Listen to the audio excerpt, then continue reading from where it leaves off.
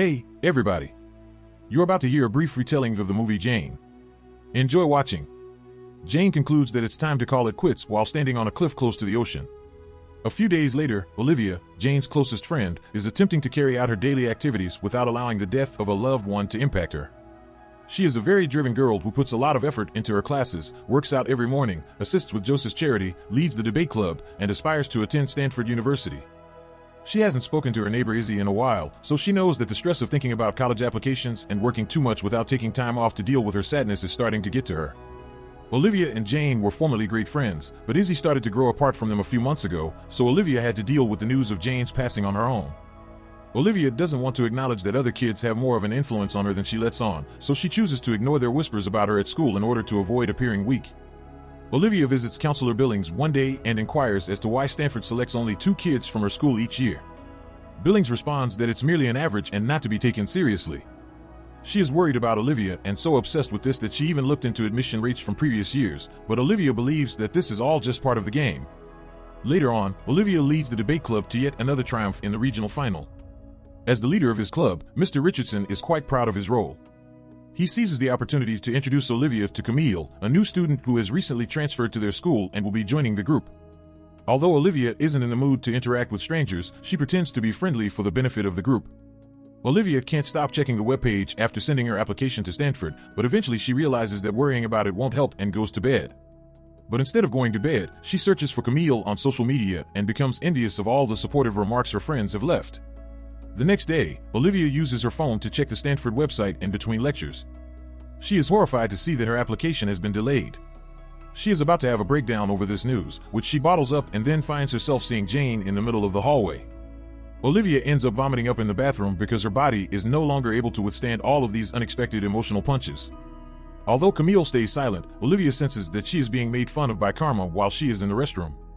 After that, Olivia visits Billings and at last gives in to her tears. When Billings suggests that Olivia consider writing a personal plea to the administration board of Stanford, Olivia takes that as her next move and departs. Billings doesn't want Olivia to believe that this is the end of the world and wants to support her through her sadness. When she arrives at debate club later, Camille is already there, speaking with Richardson, so she isn't the first one as usual. Richardson pairs Olivia and Camille for practice, which exacerbates the situation. Olivia only wants to discuss their disagreements, so when Camille offers to help her edit what Olivia wrote, despite the fact that Olivia has never attended a nationals, she becomes even more agitated. Camille remarks that the team would gain from her leadership abilities as well, and Olivia has an anxiety attack and passes out as a result. When she wakes up a minute later, Olivia can see Jane standing around again, but additional terrible news is coming. Richardson can tell she isn't doing well and needs to relax, so she won't be coming to this weekend's competition. Olivia becomes so angry that she runs to her car to vent it. When Izzy notices her, she feels compelled to offer Olivia a lift out of concern. Upon arriving home, Olivia quickly thanks Izzy and attempts to get out of the car, but Izzy wants to change and gives her a hug while sobbing and acknowledging that she misses Jane as well. Olivia hears Camille mention that she's taking over as captain this weekend at school the next day, but she's very confident Richardson is going to make it permanent because Olivia is too unwell to do her job. Olivia's anxiety starts to get the better of her again, and she starts to see Jane in the mirror. But before she can process this, Izzy unexpectedly approaches her and asks if she needs a ride again. Olivia can't let the chance pass and asks Izzy to have coffee with her just like they used to, even though she doesn't. After some time of female talk, Olivia seizes the opportunity to vent about Camille, which makes Izzy look her up on the internet. They learn that Camille was moved because, at her previous school, she had set up her instructor to appear to be harassing her. Although Olivia believes it would be overstepping the bounds, Izzy believes Olivia ought to use this information to blackmail Camille and force her to back off. Over the weekend, Olivia attends the argument tournament and decides against exposing Camille after being so enraged by her outstanding performance. She finds Camille's court order and presents it to Izzy, but she's not sure how to proceed without getting into trouble. Olivia thinks it's a great idea that Izzy suggests creating an anonymous account on Connect, the social media site that everyone uses. But when Izzy grabs her old computer and finds Jane left her account logged in the last time she stopped by, a pang of melancholy falls over them. Olivia suggests using Jane's account to accomplish this once the first shock wears off because it would further mess with Camille's mind. Izzy agrees after realizing that Jane would probably like this type of practical joke. They begin by accusing Camille of doing to Richardson what she did to her at her previous school in a private message, along with a screenshot of the court order. The girls go so far as to link Jane's account to their phones so they may keep demeaning Camille throughout class. After a while, Camille receives a call at the principal's office. The girls realize that this isn't a coincidence and discover that Camille's profile has vanished on social media. Olivia feels a little bad, but Izzy reassures her that this is exactly what she intended. As a result, Olivia pretends to be okay with sharing leadership with Camille and goes to visit Richardson with an innocent act. Although Richardson is pleased with her maturity, he must let her know that Camille has transferred once more. Feeling relieved by the development, Olivia completes her appeal letter and presents it to Billings, who comments that it is too impersonal and basic. Olivia feels quickly deflated by this, and her misery only deepens when Mrs. West later informs the class that all of their papers were unsatisfactory. Olivia invites Izzy to hang out later in the day because she has an idea: utilizing Jane's account may be their solution to dealing with Mrs. West. Izzy questions whether pursuing a teacher next wouldn't be excessive, but Olivia explains that Jane detested West as well and that she should be held accountable for her cruel treatment of pupils. The following day, Izzy hacks Mrs. West's screen to upload amusing comments and photographs of herself from social media, reminding her that she has a depressing life. The class bursts into laughter, and West goes completely crazy. She calls out each kid by name and searches through their computers to identify the prankster. Olivia uses her phone to video the entire event, even the part where West inadvertently elbows a kid. The video that the ladies upload to Jane's account becomes viral right away, landing West in hot water and forcing her to remove her account as well. Olivia is relieved to see West, who has been sacked, depart the school with her belongings the next morning. She is no longer afraid of Jane when she sees her in the hallway because she believes her buddy is proud of her. Principal Rhodes visits the classroom to inquire about the events that transpired, and Olivia informs her that everyone witnessed the same thing. West overreacted in a frightening manner since the prank was crude but harmless. Later, Olivia and Izzy learn that Jane would have been thrilled to see how many followers her account had gained. The girls are so excited about having this much power that they decide to post about everything they observe at school every day on Jane's account. This allows them to humiliate and torment unsuspecting people online by posing as their deceased friend. The situation only becomes strange when a post emerges on Jane's account that neither Olivia nor Izzy can recall creating. However, as they both maintain that they never shared the password with anybody, they attribute it to a moment of preoccupation. Olivia discovers Izzy putting up a Stanford flag after she was admitted there at some point. Olivia claims everything is okay, but Izzy is upset because she was able to enter while Olivia was not.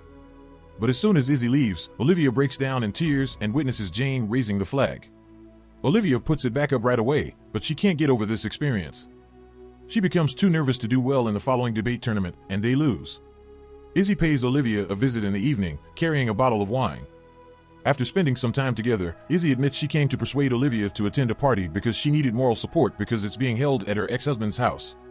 After some hesitation, Olivia agrees, and as soon as they get there, they discover Izzy's ex-boyfriend has moved on and is making out with Joseph, who is regarded by everyone as the epitome of kindness. Izzy disagrees, believing Joseph to be privately struggling with addiction and constantly flirting with everyone, even those who are already in relationships. Izzy becomes envious when Joseph tries to introduce herself to Olivia, and he angrily sends her away before bringing Olivia to the restroom to vent about her. Izzy thinks it's a great idea and puts the rubbish in a bottle of juice, which she delivers to Joseph and offers to toast to while pretending to be sorry. Joseph can relax and dance wildly with everyone thanks to the juice. Olivia tells Izzy that she's never been happier in months when the girls eventually take a break, and Izzy apologizes for avoiding Olivia and Jane for so long. They are both happy to be friends again, but Joseph's poor reaction to the juice causes her to pass out, ruining this adorable little moment. Olivia claims she can see Jane capturing it all among the alarmed crowd. A few hours later, Olivia's phone is inundated with alerts as Jane's account's video of Joseph passing out becomes viral. Izzy and Olivia both insist they didn't upload it, and neither of them even recalls taking a video of it. Olivia believes that they ought to stop posting until this ends, but Izzy has had enough and removes Jane's profile. Olivia runs to her room when she gets home, ignoring her parents' concerns, and discovers Jane browsing through files on her computer. The next morning, Izzy and Olivia discover that Jane's account has been miraculously renewed. They also find out that no one at the school thinks Joseph's drink included anything. Instead, they assume she committed herself. Izzy tries to delete Jane's account once more, but it keeps coming back. Olivia tells her to ignore it and focus on aligning their tales. Olivia claims she didn't witness anything unusual at the party and that she hasn't dealt with Jane's account since her death when Rhodes invites her to her office for some inquiries. This falsehood is supported by Jane's appearance in the office pleading for confidentiality. Olivia overhears Rhodes asking someone to acquire the IP addresses behind Jane's account over the phone when she is heading out. Olivia flees the building in tears, thinking that this could be the final straw that breaks her, and she can't help but see Jane's face on everyone before she faints. After Izzy finds her and brings her home to recuperate, Olivia seizes the opportunity to inform her about the IP search, which makes Izzy believe that they have to come clean in the hopes of containing the controversy. Olivia declines because she believes that telling Stanford the truth will hurt her chances of getting into the school. Instead, she has an idea. She visits Izzy's dad's workplace to check the router using a VPN service and discovers a lot of Stanford merchandise, which makes her question if Izzy was able to get in because she knew the right people. Olivia becomes irritated and lies to Izzy, telling her there's nothing to worry about because she has verified her parents use a VPN service, protecting their IP addresses. When Olivia goes out for coffee the next day, she runs into Camille, who wants to take a minute to apologize for her behavior at the club meetings. She had been harassed by a teacher at her old school, but the faculty hushed it all up and made it seem like her fault, so she wasn't in a good mental condition when she transferred. Olivia feels guilty all of a sudden and starts to see Jane again. She breaks down in the toilet, seeing Jane in her own image and smashing the mirror out of rage. As Jane watches her, Olivia erases every post she has made on Jane's account when she gets home. The next day, Olivia wonders whether Olivia didn't stage the party trick on purpose when Izzy approaches her to tell her that Joseph got into Stanford. Olivia retracts her claims that she didn't, and as Izzy leaves, she uses her computer to send Rhodes an email claiming that Izzy is the one using Jane's account. She gives up on the idea, though, because she can't bring herself to send it. Olivia is preparing for a debate competition in the afternoon when she receives a call from Izzy. Izzy is upset because she discovered Olivia erased all of Jane's postings and that the VPN reason was a fabrication. Izzy will contact Rhodes and admit first since she believes Olivia is going to put all the responsibility on her. Olivia, determined not to let her be discovered, makes the long trip to Izzy's house in an attempt to talk her out of confessing, but Izzy is done with her, accusing her of running away from her troubles and hiding behind Jane's ghost. Olivia charges at Izzy for taking out her phone to contact Rhodes, and the two end up fighting over the phone and tumbling into the pool. Olivia pushes Izzy so hard beneath the water due to her preoccupation with winning that the unfortunate kid drowns. Olivia's wristwatch alerts her to the impending competition while she sobs uncontrollably in despair, so she gathers herself and devises a strategy. Olivia leaves Izzy's body in the middle of the pool after stuffing 2 bricks into her pockets to give the impression that she did it herself. She always makes careful to clear up any evidence of her presence in the house. After taking a shower, she changes into a dress she takes from Izzy's closet. Finally, she takes Izzy's computer and publishes on her account, giving the impression that Izzy is admitting that she has been using Jane's account and that she has ended things because she has realized the devastation she has caused. After finishing everything, Olivia dashes back to the match, where she utterly destroys her rivals and the team secures a spot in the Nationals. Olivia is brought home to speak with the police when they learn about Izzy through social media while they are partying. When questioned about the conversation Izzy had with her a few hours prior, Olivia says her friend had merely wished to wish her success. The cops buy into her narrative and her fake tears.